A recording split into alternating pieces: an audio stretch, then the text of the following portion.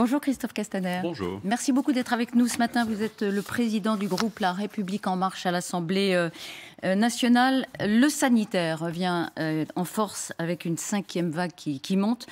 Mais est-ce qu'on peut dire que la ligne de conduite du gouvernement, c'est le confinement des Français? Plus jamais. Notre volonté est de tout faire pour empêcher cela. Mais la ligne de conduite, c'est celle des Français.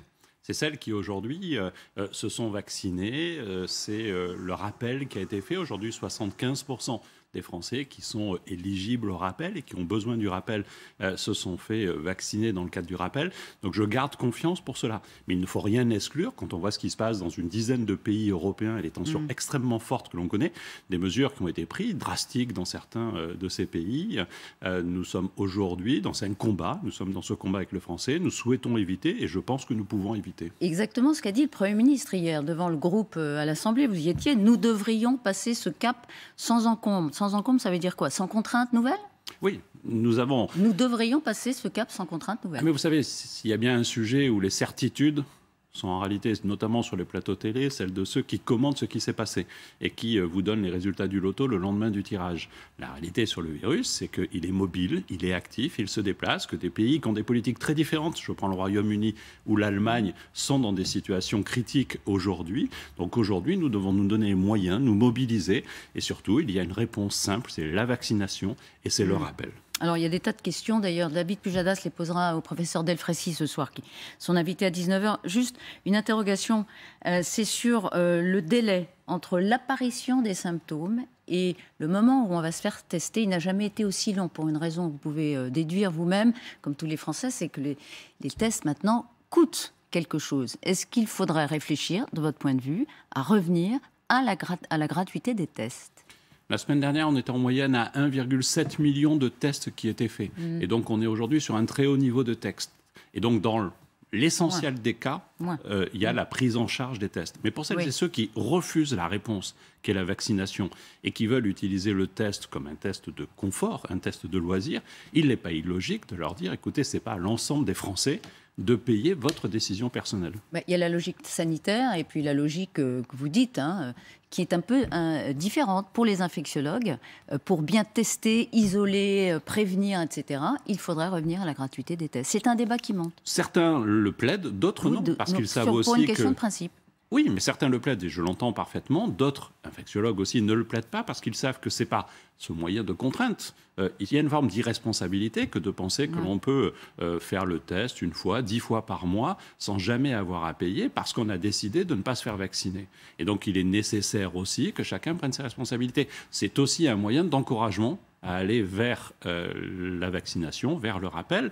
Et ça fait partie de l'ensemble de notre stratégie. Oui, sur lesquelles on peut revenir au gré, évidemment, de l'évolution de l'épidémie. C'est vous-même qui le disiez. Oui, mais de façon constante, depuis le début, nous adaptons en fonction de la connaissance scientifique qui a bougé, elle a progressé, très fortement progressé, en fonction aussi de la réactivité des Français. Et on voit comment, par exemple, après l'intervention du président de la République, je prends les 24 dernières heures, il y a 210 000 personnes qui ont été se faire vacciner. On a repris une pointe de vaccination et c'est très bien ainsi.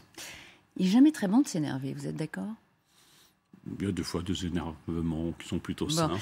Pourquoi? Ça m'arrive. Jean Castex, lui, s'est énervé hier à l'Assemblée nationale aux questions d'actualité. Il est sorti de ses gonds quand un député LR, Stéphane Véry, a évoqué la responsabilité du gouvernement dans la situation critique de l'hôpital. Il a eu tort de s'énerver.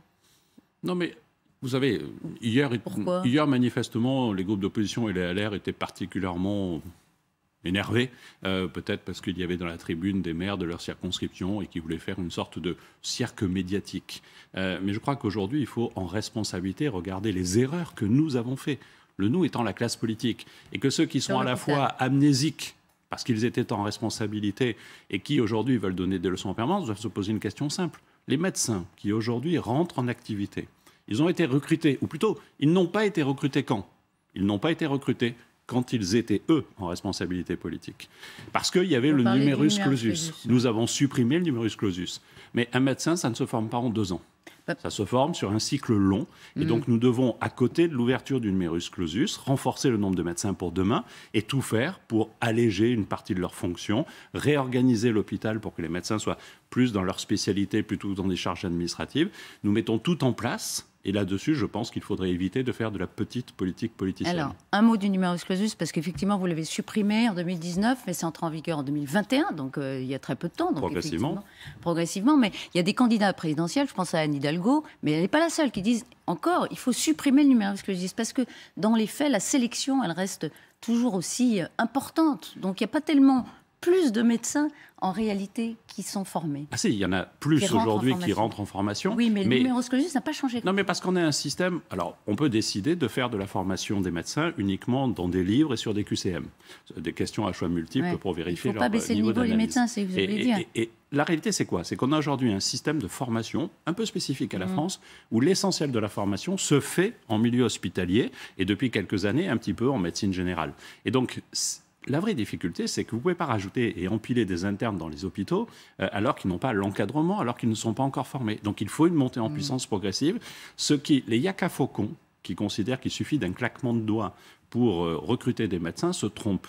Mais travaillons ensemble. Et sur un sujet qui est celui de la santé des Français, à la fois à l'hôpital, mais à la fois dans la proximité aussi, en particulier dans la ruralité, mais pas seulement, trouvons des solutions ensemble. Ouais. Mais n'instrumentalisons pas le système et ne donnons pas des leçons quand on a fermé les yeux pendant des dizaines d'années sur le fait qu'il y avait une sélection par le numerus clausus qui nous conduisait dans une impasse. On n'empêche que l'hôpital est tendu, il y a des problèmes de recrutement majeurs, aides-soignants, infirmières, etc. Marine Le Pen, hier, propose une revalorisation de 10% de plus que le Ségur pour les infirmières si elle est élue candidate. Ça n'a pas suffi, le Ségur? 19 milliards, c'est pas suffisant. Non, mais je ne crois pas d'ailleurs que les infirmières, mais globalement le personnel hospitalier, ne viennent à l'hôpital que pour la question de la rémunération. Non, il y a aussi une question d'organisation dont on dit qu'elle a été aussi pas assez traitée par le Ségur. Mais parlons des salaires. Mais nous sommes le gouvernement qui avons augmenté les salaires de l'ensemble des personnels soignants. Oui, mais on dit pas suffisant pour que ce soit attractif et qu'aujourd'hui il y ait suffisamment de bras à l'hôpital. Quelle est la limite? Aujourd'hui, vous savez, certains passent par des boîtes d'intérim et une journée de médecin à l'hôpital peut être facturée jusqu'à 3 000 ou 4 000 euros par jour. À cause de la pénurie. Oui, parce qu'il y a une offre, etc. Il y a une tension. Et donc la fuite en avant de dire c'est plus de salaire, n'est pas, à mon sens, la seule réponse. Mais c'est une réponse. L'effort que nous avons fait est spectaculaire dans l'histoire des salaires des personnels de santé. Il faut peut-être aller plus loin sur certaines spécialités. Il faut sans doute aller plus loin. Est-ce que votre candidat proposera d'aller plus loin? Mais d'abord, nous verrons le moment de la campagne sur ce sujet. Mais là encore, Marine Le Pen, tous les autres, font des promesses. Et donc, c'est 10%, c'est 15%, c'est 20%. Certains, j'ai vu Anne Hidalgo qui voulait doubler les salaires d'abord du personnel de l'éducation nationale, puis le soir aux 20h à rajouter les personnels de santé. Je veux dire, à un moment donné, il faut aussi se poser la question de qui paye. Et on n'est pas sur un marché de mercenaires. Faisons en sorte que nous encadrions mieux les salaires en les valorisant, et je pense que c'est nécessaire, et nous l'avons fait, et nous devons continuer à le faire, et là-dessus, il n'y a pas d'ambiguïté. Et donc, vous ferez aussi des hausses, vraisemblablement dans la campagne, votre candidat en fera. Mais une campagne, ce n'est pas des promesses qui s'empilent. Une campagne, c'est une vision pour le pays. C'est comment, aujourd'hui, on préserve notre système de santé et comment on le développe. Une campagne, c'est peut-être se poser la question de l'organisation globale du système de soins dans notre pays, où les Français, parce que ce sont les Français, ce n'est pas le gouvernement qui finance, où les Français payent et s'engagent à un très haut niveau dans la santé publique. Et aujourd'hui, il y a eu des accidents, notamment sur le recrutement. Il y a des améliorations à faire. 19 milliards, c'est une enveloppe que nous allons investir dans les hôpitaux, pas sur les personnels, parce qu'en plus, le Ségur de la santé vient en complément. Et donc, c'est les salaires, les conditions de travail, et c'est effectivement une ambition. Ce n'est pas une marchandise, la santé. Il faut s'en donner les moyens. Une campagne sous Covid, ça veut dire quoi? Quelles conséquences? Est-ce qu'il y aura des meetings, à votre avis? Des grands meetings? Je pense qu'il y en aura, et d'ailleurs, nous l'avons annoncé, notamment lors de la dernière loi sur la vigilance sanitaire, la démocratie doit se protéger, mais elle ne se négocie pas. Et donc, s'il faut, dans une campagne, des meetings, nous les organiserons. Votre candidat, le président, fera des meetings, à votre avis? D'abord, nous verrons si le président est candidat, et puis ensuite, nous verrons comment s'organise la campagne. Nous n'en sommes pas là, mais si certains veulent organiser en respectant les règles sanitaires, il est normal de le faire. Nous sommes dans ce contexte-là, et moi, je ne veux pas me projeter dans une hypothèse où l'élection se tient dans un moment de grande tension sanitaire. Le combat, il est quotidien pour atteindre ce moment où, justement, nous pourrons enlever tous ces outils qui sont des outils de freinage de la propagation du virus. On reviendra dans un instant sur la campagne telle qu'elle se déroulera et avec quel candidat. Mais aujourd'hui, c'est le jour anniversaire du déclenchement des Gilets jaunes. Vous étiez ministre de l'Intérieur, d'ailleurs, à l'époque. on va parler du fond, c'est-à-dire la question du pouvoir d'achat qui était déjà évidemment cruciale à ce moment-là. Elle est alimentée, cette question, par une nouvelle étude qui est signée d'un organisme indépendant qui s'appelle l'Institut des politiques publiques, selon lequel le portefeuille des Français a augmenté pour tous en 5 ans. Donc ça valide plutôt vos thèses, votre bilan positif. Mais dans le détail, les gains sont plus forts pour les plus riches. Et les 5% des Français les plus pauvres, eux, perdent en moyenne 0,5%. Donc quand vous dites dans l'étude de Bercy, qui vous a servi beaucoup à vanter le bilan d'Emmanuel Macron sur 5 ans, que tout le monde a gagné en pouvoir d'achat, et en particulier les plus pauvres, jamais autant n'a été fait que sous le quinquennat Macron, il y a une contradiction. C'est contredit là. Non, d'abord, 95% des Français, et je vous remercie de le rappeler, ont connu sous ce quinquennat une augmentation de leur pouvoir d'achat, si je prends cette étude. Et l'étude dit, et il y a même une discussion chez ceux qui portent l'étude, j'ai entendu ce matin un des auteurs de l'étude sur un média qui disait, il y a 5% pour lequel il y a eu une stabilité.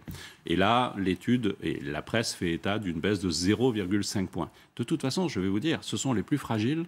Et même si je pouvais vous asséner, il y a une augmentation de 5%, ce sont des montants, on parle autour de 800 euros, qui ne permettent pas de bien vivre. Et donc moi, je ne veux pas jeter 0,5%. La réalité, c'est qu'il y a des femmes et des hommes dans ce pays qui vivent mal des fins de mois et qui connaissent des difficultés. Mais la réalité, c'est que ceux qui vivent bien vivent encore mieux. Non, 95%. Attendez, ceux qui vivent bien, si vous considérez que 95% des Français vivent bien et qu'ils n'ont pas de problème. Il y a encore plus. Mais vous avez raison. 95 qui ont, mais c'est bien de le rappeler. Mais politiquement, c'est un sujet compliqué parce qu'on va retenir la baisse et elle touche effectivement les plus pauvres. Alors, pas de façon, d'ailleurs, l'étude le dit, hein, c'est une moyenne. Bon. Oui, et puis, par exemple, l'étude met en avant le fait que pour cette catégorie-là, l'impact de l'étiquette demeure. Si vous considérez qu'il y a 95% de riches dans ce pays, c'est plutôt une bonne nouvelle. Mais ça n'est pas le cas, ça n'est pas la vérité. Et donc, qu'on ne fasse pas le procès du président des riches quand 95% des Français connaissent une amélioration. Mais ce que je veux dire, et je m'adresse aussi à tous les Français, de toute façon, même ceux qui sont dans les, on parle de déciles, dans les 5-6 premiers déciles, connaissent la difficulté de fin de mois. Et donc, il faut l'entendre. Et il faut, sur ces sujets, continuer à améliorer la situation. Vous l'avez suffisamment entendu depuis 5 ans ? Vous savez, nous sommes sur 5 ans dans une situation où ceux qui travaillent, et je pense en particulier à ceux qui sont au niveau du SMIC, ont connu une augmentation nette mensuelle de leur pouvoir d'achat de 170 €. Je vous pose une question. C'est non négligeable. Je vous pose une question, Christophe Castaner. Elle est actuelle. Les salaires des grands patrons ont augmenté depuis la fin de la crise. Les dividendes s'envolent dans des proportions pratiquement jamais vues. Ce sont des entreprises, parfois, et même presque toutes. Elles ont bénéficié du quoi qu'il en coûte. Elles ont bénéficié du chômage partiel, des aides. Elles vont très bien. Alors que le pouvoir d'achat, il y a une inquiétude, vous le savez bien, des Français. Il y a un risque social. Est-ce que vous êtes de ceux qui disent que les entreprises devraient contribuer à l'effort ? Moi, je ne fais pas partie de ceux qui opposent les entreprises aux employés. D'ailleurs, dans votre liste des aides aux entreprises... Mais c'est la réalité qui les oppose, Christophe Castaner. Non, ce n'est pas la réalité, parce que je vais prendre la liste que vous venez d'évoquer. Vous parlez du chômage partiel. Le chômage partiel, il n'a pas bénéficié à l'entreprise. Il a bénéficié aux salariés dont on a préservé la rémunération. Je ne vous parle pas de ça. Ah, mais vous m'avez cité dans la liste. Je vous dis, le chômage partiel, les aides publiques, etc., elles ont profité aussi à des entreprises qui, aujourd'hui, se portent mieux que jamais. Celles-là, est-ce qu'elles ne peuvent pas contribuer à l'effort ? Elles doivent contribuer. Elles ont bénéficié de l'aide publique.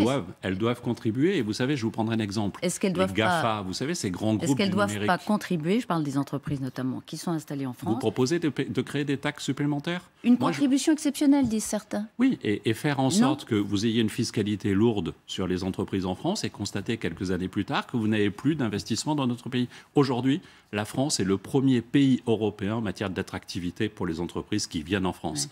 Les entreprises qui viennent en France, elles créent de l'emploi. L'emploi, c'est du pouvoir d'achat. Et donc, c'est cela l'enjeu. C'est la création d'emplois. Je veux bien qu'on parle de pouvoir d'achat. Mais la meilleure façon de donner du pouvoir d'achat aux Français, c'est de donner du travail. Dans un pays qui est très attaché, très sensible aux inégalités, c'est quand même une question qui devrait retenir votre attention. Mais ça retient notre attention et les entreprises sont très taxées dans notre pays. Les charges sociales, les charges patronales... Contribution exceptionnelle, j'entends que vous n'y êtes pas candidat. Mais parce que je ne fais pas partie de ceux qui veulent opposer les uns aux autres et qui pensent à chaque problème, il y a une réponse, une taxe nouvelle, une taxe supplémentaire. Nous avons baissé les impôts sous ce quinquennat de 52 milliards, 26 milliards sur les entreprises, vous avez raison, 26 milliards sur les particuliers. Et aujourd'hui, nous sommes le premier pays en termes d'attractivité économique. Éric Zemmour, est-ce que c'est un candidat qui va durer ?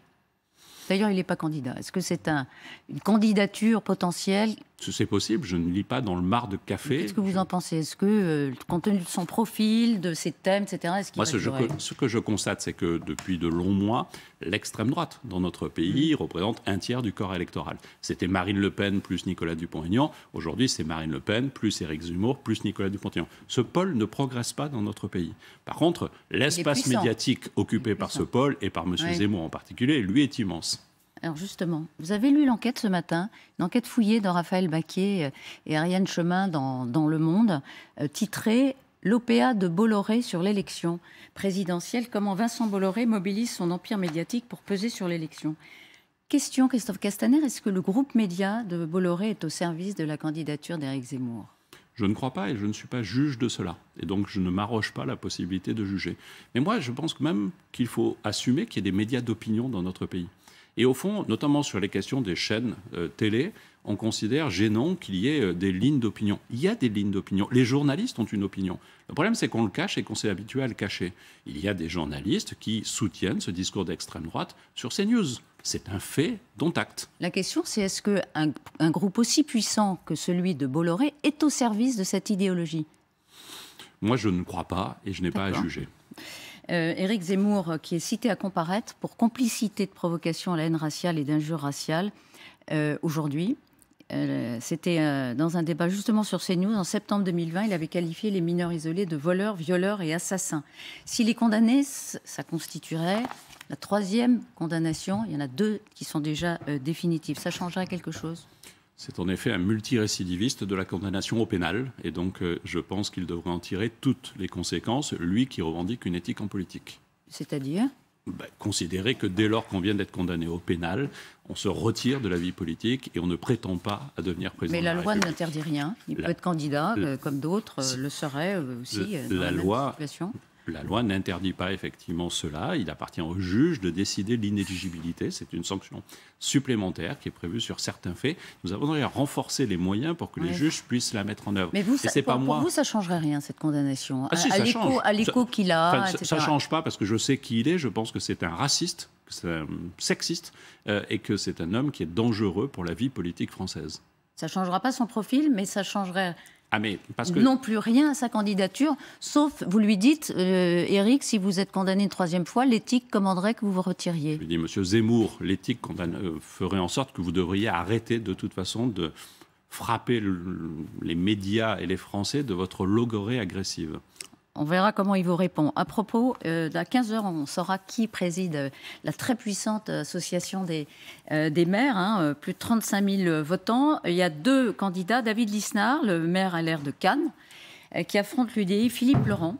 C'est le candidat des macronistes ? Non, Philippe Laurent n'est pas le candidat des macronistes. Ah bon ? Mais par contre, je suis un observateur politique. Je sais par exemple que M. Lisnard, dans ma région, Provence-Alpes-Côte d'Azur, n'a pas été capable de faire le choix entre le candidat du Front National et le candidat des Républicains. Qu'il n'a pas été capable au motif que Renaud Muselier parlait avec le président de la République. Et alors ? Moi, il y a 5 ans, quand j'étais confronté à ce choix-là, j'étais candidat du Parti socialiste, j'ai retiré ma liste pour empêcher le Front National. Et aujourd'hui, on voit des LR classiques qui considèrent qu'entre le Front National et M. Muselier LR, c'est blanc bonnet et bonnet blanc. Je pense qu'ils ont perdu toute boussole républicaine et je pense que M. Lisnard a perdu toute boussole. Et sur ce sujet de M. Lisnard, regardez l'axe de soutien. J'allais le dire. Ça va de M. Zemmour au Parti socialiste. Je trouve franchement qu'une grande partie de notre appareil politique a perdu toute boussole et tout sens éthique. Si vous étiez maire de Forcalquier encore, vous l'avez été longtemps, vous voteriez Laurent tout à l'heure. Alors sans aucun doute pour ce qui me concerne. Donc il est soutenu par les macronistes. C'est pas le candidat des macronistes, mais il est soutenu par les macronistes. Vous me demandez ce que je... Non, attendez. Je suis en train de tenter de vous faire une démonstration, de vous expliquer pourquoi je considère que M. Lisnard est sorti du champ des Républicains. Ne me demandez pas si j'ai le choix. Vous savez, la dernière fois aux élections régionales, entre Marine Le Pen et Christian Estrosi, j'ai voté Christian Estrosi, j'ai retiré ma liste pour le faire élire et je ne le regrette pas. Je regrette qu'il y ait aujourd'hui des hommes de droite, comme M. Ciotti, comme M. Lisnard, qui ne font plus la différence entre le camp des Républicains et l'extrême droite. C'est très clair.